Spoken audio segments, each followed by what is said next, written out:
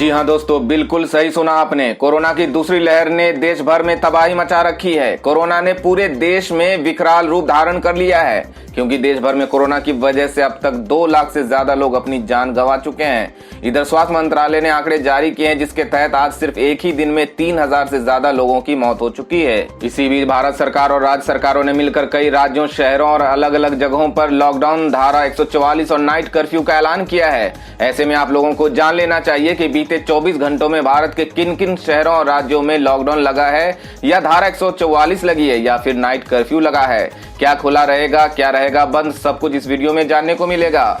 Rail विभाग ने कई ट्रेनों को किया रद्द, तो वहीं प्रवासी मजदूरों के लिए कई स्पेशल ट्रेन चलाने की भी की गई है घोषणा। कई राज्यों में कोरोना वैक्सीन और ऑक्सीजन को लेकर मच गई है अफरा तफरी। शमशान घाटों पर लगातार जारी है शवों को लाने का सिलसिला। शवों को जलाने के लिए घंटों करना पड़ रहा है इंतजार। इसी को देखते हुए आज हमारे देश के प्रधानमंत्री नरेंद्र मोदी जी ने लाइव आकर देशवासियों को किया संबोधित। कोरोना की स्थिति की समीक्षा की और संक्रमणों को रोकने के लिए राज्यों को सलाह भी दी और ज्यादा संक्रमण वाले स्थानों पर लॉकडाउन लगाने का भी आदेश दिया। इसके साथ ही देश में होंगे बड़े बदलाव, लागू होने जा रहे 15 बड़े नियम। साथ ही इन 6 चीजों पर लगाई पाबंदी, लोगों को लगा बड़ा झटका। जी हाँ दोस्तों, इससे पहले आप इन 6 चीजों को इस्तेमाल कर रहे थे, लेकिन सरकार ने कोरोना के कारण इन 6 चीजों पर पाबंदी लगा दी है। इसके साथ ही आज बड़ी खबरों में जानेंगे 9 रुपये में मिल रहा है गैस सिलेंडर। ऑफर के सिर्फ 2 दिन है बाकी। बताएंगे कैसे करना होगा बुकिंग और कैसे उठा सकते हैं आप फायदा। पीएम सम्मान निधि योजना की 8वीं किस्त हुआ है जारी। जानेंगे कैसे चेक करेंगे आप अपना नाम। अब प्रवासी मजदूरों को मिलेगा फ्री में कोरोना के इलाज के लिए 5 से 10 हजार रुपये। जानेंगे किन किन राज्यों की सरकारें दे रही है मजदूरों को 10,000 और किस मजदूर को मिलेगा ये लाभ। हरियाणा में गरीब परिवारों को मिलेगा मुफ्त गेहूं। वहीं इन 2 राज्यों में 3 मई तक संपूर्ण लॉकडाउन। जानेंगे क्या खुलेगा और क्या रहेगा बंद। वही बता दें कि बॉलीवुड के इस प्रसिद्ध अभिनेता को पुलिस ने किया गिरफ्तार। जानेंगे किस जुर्म में अभिनेता को किया गया है गिरफ्तार। साथ ही जानेंगे आज की 25 बड़ी और महत्वपूर्ण खबरों को। इसके अलावा मोदी जी ने क्या अहम फैसले लिए, सब कुछ इस वीडियो में जानने को मिलेगा। इसके अलावा गरीब महिलाओं, किसानों, मजदूरों, छात्र छात्राओं और आम नागरिकों के लिए भी इस वीडियो में बड़े काम की और फायदे की खबरें हैं। तो नमस्कार, जय हिंद, वंदे मातरम भाइयों बहनों, स्वागत है आपका भारत के सबसे बड़े सरकारी न्यूज चैनल पर। तो दोस्तों, टुडे ब्रेकिंग न्यूज के साथ में देश और राज्य की 10 बड़ी ताजा खबरों को लेकर इस वीडियो में हम आपके सामने हाजिर हो चुके हैं। तो दोस्तों, सारी खबरें सिलेक्टेड और आप लोगों के काम की खबरें हैं, इसलिए भाइयों और बहनों आप वीडियो को शुरू से लेकर लास्ट तक पूरा लगातार देखते रहिएगा। तो बढ़ते हैं आज की पहली बड़ी खबर की ओर। अब सिर्फ 9 रुपये में मिल रहा है एलपीजी गैस सिलेंडर। ऑफर के सिर्फ 2 दिन है बाकी। बता दें कि आम आदमी पर सिलेंडर की बढ़ी हुई कीमतों का बोझ कम करने के लिए पेटीएम एक खास ऑफर लेकर आई है।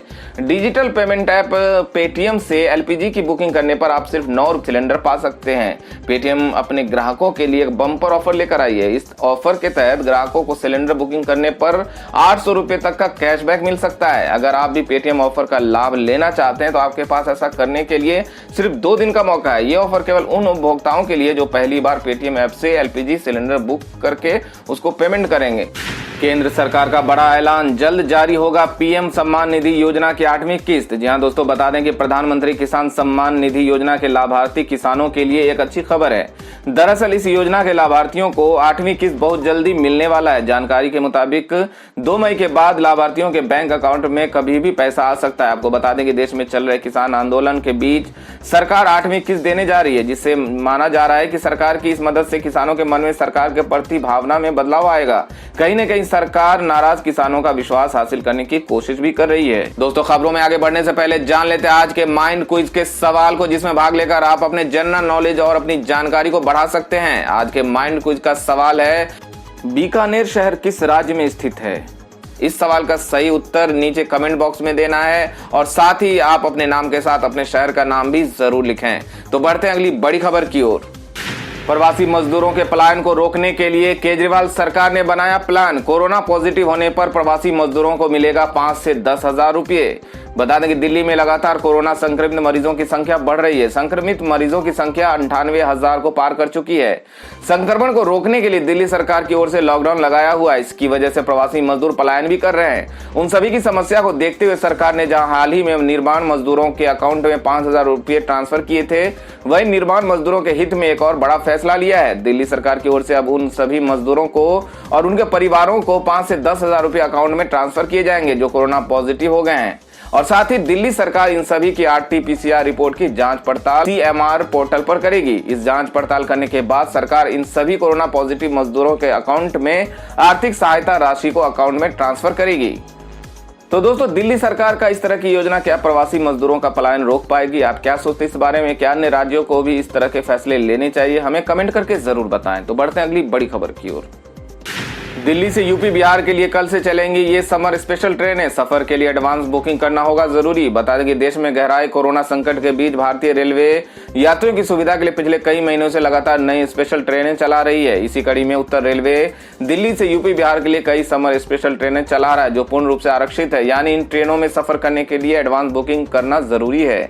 समर स्पेशल ट्रेन में नई Delhi Jaynagar special train, New Delhi Sitamarhi summer special train, New Delhi Darbhanga summer special train, New Delhi Katihar summer special train है। आप पूरी जानकारी के लिए IRCTC के वेबसाइट पे जा सकते हैं और वहीं से टिकट भी बुक कर सकते हैं। देश के लिए पिछले 9 दिन रहे सबसे भारी, 20,000 से ज्यादा लोगों ने गंवाई जान। ये है सबसे प्रभावित राज्य। बता दें कि कोरोना महामारी की पहली लहर ने पूरे देश में 1 करोड़ से ज्यादा लोगों को संक्रमित किया, लेकिन मृत्यु दर काफी कम रही।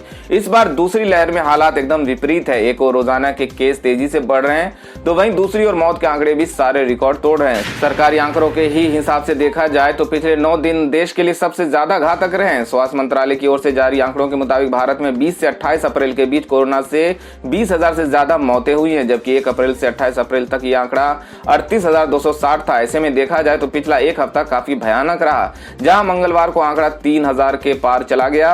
हालांकि विपक्षी दलों का दावा है कि सरकार आंकड़े छिपा रही है, क्योंकि स्वास्थ्य मंत्रालय के रिकॉर्ड से ज्यादा अंतिम संस्कार शमशान घाटों पे हो रहे हैं।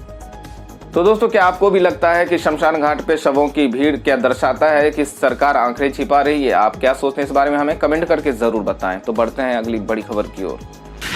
हरियाणा में गरीब परिवारों को 2 महीने मिलेगा मुफ्त गेहूं। जी हां दोस्तों, हरियाणा में अंत्योदय अन्न योजना गरीबी रेखा से नीचे के परिवारों और अन्य प्राथमिक परिवार राशन कार्ड धारकों को प्रधानमंत्री गरीब कल्याण अन्न योजना के तहत मई और जून में प्रति सदस्य 5 किलोग्राम गेहूं मुफ्त दिया जाएगा। कोरोना के चलते गरीबों के काम धंधे प्रभावित होने के कारण केंद्र सरकार की पहल पर प्रदेश सरकार ने यह निर्णय लिया है। दोस्तों, अगली बड़ी खबर में शिवसेना सांसद संजय राउत का एक बड़ा बयान सामने आया है। उन्होंने कहा कि कोरोना संकट से देश 20 साल पीछे चला गया है। बता दें कि शिवसेना के सांसद संजय राउत का कहना है कि इस कोरोना महामारी के कारण देश कम से कम 20 साल पीछे चला गया है। संजय राउत के मुताबिक, मुझे नहीं पता कि पिछले 5-10 साल के अंदर देश ने कितनी तरक्की की है, लेकिन मैं इतना जरूर कह सकता हूं कि पिछले 1 साल के अंदर देश 20 साल पीछे चला गया है। संजय राउत ने आगे कहा कि कोरोना महामारी की वजह से सिर्फ देश की अर्थव्यवस्था को ही नुकसान नहीं पहुंचा, बल्कि इस महामारी की वजह से तो सामाजिक और राजनीतिक तंत्र भी ढह गया है। हमें इस संकट से निकलकर फिर से खड़ा होने के लिए एक लंबी लड़ाई लड़नी होगी। तो दोस्तों, संजय राउत के इन बयानों से आप कितना सहमत हैं? आप क्या सोचते हैं इस बारे में? हमें कमेंट करके जरूर बताएं। तो बढ़ते हैं अगली बड़ी खबर की ओर। बॉलीवुड के प्रसिद्ध अभिनेता जिमी शेरगिल हुए गिरफ्तार। कोविड नियमों की धज्जियां उड़ाने का आरोप। नाइट कर्फ्यू में शूटिंग करके बुरे फंसे। बता दें कि देश भर में कोरोना का हाहाकार मचा हुआ है। ऐसे में राज्य सरकारों ने सख्त नियम कोरोना को देखते हुए लागू किए हुए हैं।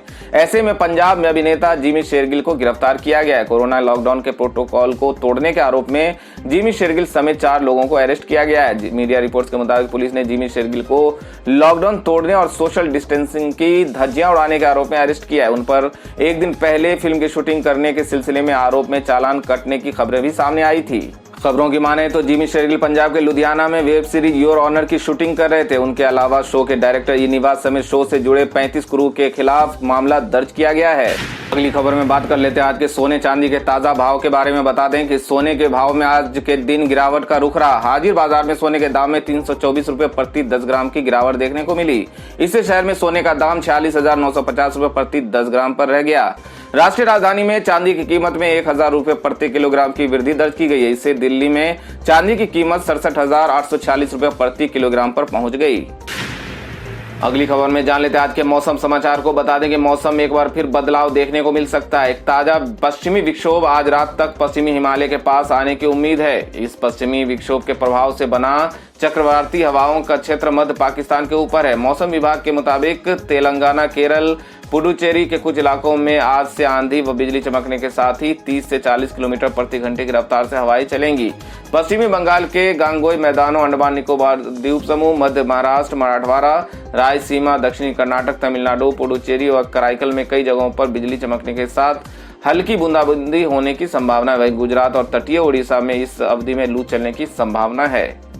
तो दोस्तों, ये थी अब तक की सभी बड़ी खबरों की अपडेट्स। टुडे ब्रेकिंग न्यूज और लेटेस्ट खबरों को देखने के लिए हमारे चैनल को सब्सक्राइब जरूर कर लें। वीडियो लाइक और शेयर जरूर कर दें अपने दोस्तों और रिलेटिव्स के साथ। तो दोस्तों, आपसे फिर मिलेंगे काम की खबरों और सरकारी योजनाओं की एक और नई वीडियो के साथ। तब तक के लिए धन्यवाद दोस्तों।